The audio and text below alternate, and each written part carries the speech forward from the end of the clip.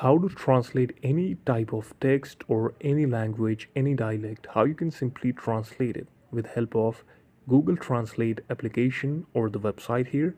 So for this, you just simply have to have an application, an updated version of Google Translate. If you have an application, that is good.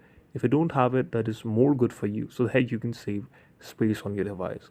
Now, the basic and the easiest way to translate the text, simply open the Google Chrome in front of you and then click on the search bar, search for Google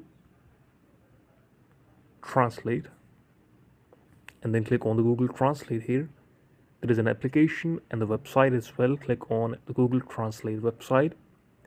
Here you can enter the text. It will automatically detect the language of the text you are entering here, and it will simply convert it to the language you want. This is how you can do it. Thank you so much for watching this video.